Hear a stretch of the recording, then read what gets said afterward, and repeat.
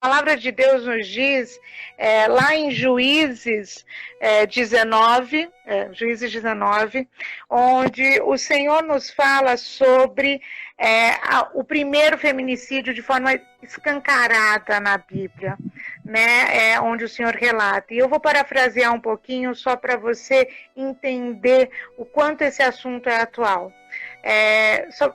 Em uma moça chamada Larissa, ela tinha 17 anos, ela tinha um namorado há 2 anos. Ela vinha, ia, brigava com ele, voltava, e aquela coisa toda de namorado. Chegou um determinado dia, ela estava em casa, ele também, eles tiveram uma discussão. Ela era daquela mulher porreta que não deixava a peteca cair e retrucava o que ele dizia também. Ele não gostou do que ela disse, ele a esfaqueou, a degolou e a decapitou. Isso aconteceu e depois da decapitação dela, ele pegou a cabeça dela e levou até a porta da mãe dela. Isso aconteceu no Acre, em janeiro de 2020. Essa moça, Larissa, de 17 anos, que foi brutalmente morta, parafraseia exatamente o que Juízes 19 fala, que é justamente sobre uma mulher que foi decapitada, que foi esquartejada e distribuída entre as tribos de Israel.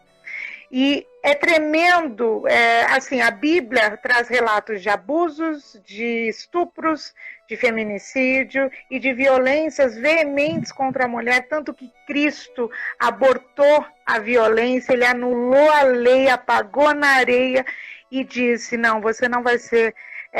não vai sofrer feminicídio, né, com a mulher apedrejada.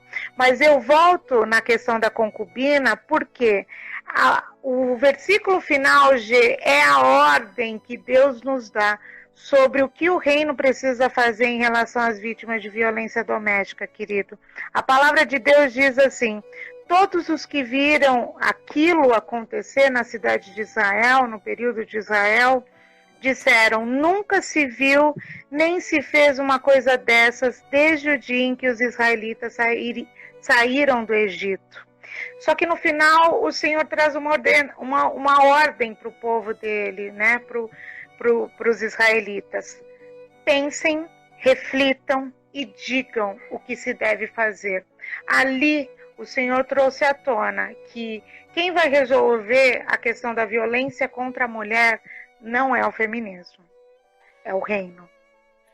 Quando o Senhor diz a cada mulher que é violentada, a cada mulher que é abusada, a cada mulher que sofre um feminicídio, que é o último nível de violência sofrida por uma mulher, que é o letal, que é o fatal, o Senhor nos diz ali o quê?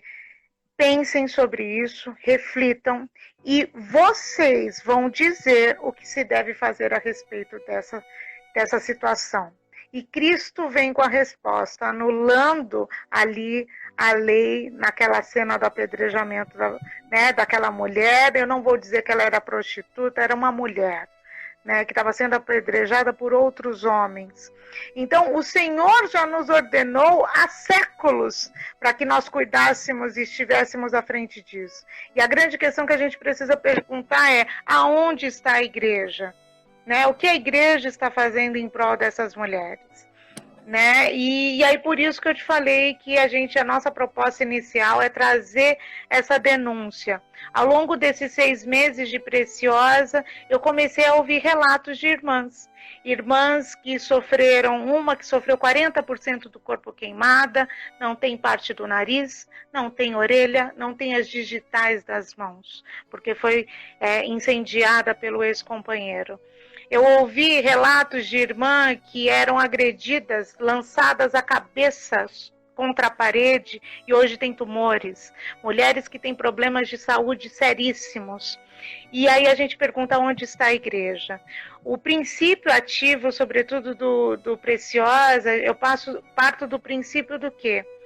Querido, e uma das coisas que eu também acuso e condeno os movimentos feministas, inclusive todos aqueles que dizem apoiar mulheres que sofrem violência doméstica, é que nós vivemos um país extremamente crente, sincrético, de mulheres de fé, sejam elas evangélicas e católicas em sua maioria, mas também as irmãs do candomblé e da Umbanda.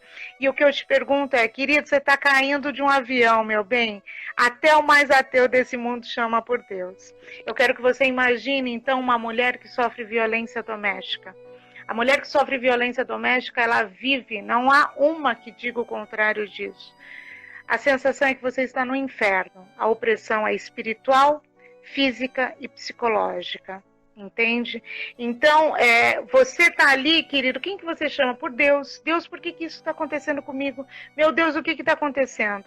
E o que eu compreendi, que o Senhor me ministrou, é que as mulheres da igreja, elas não denunciam, em sua grande maioria, as mulheres evangélicas e católicas são as que mais silenciam as agressões. E, todavia, o primeiro lugar que ela busca ajuda é na igreja.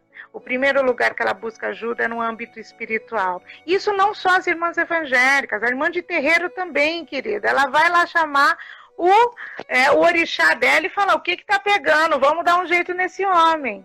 Né? Enfim, cada uma dentro da sua crença vai buscar essa solução.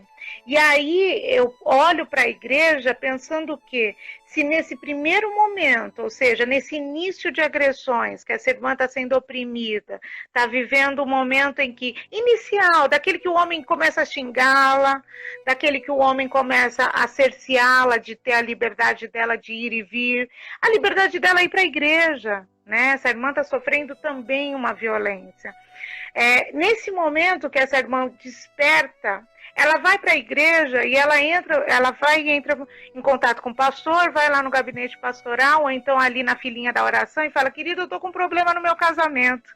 E aí a gente, imagine, querido, se a gente tivesse uma assistência para as irmãs que tivessem esse problema da violência, você também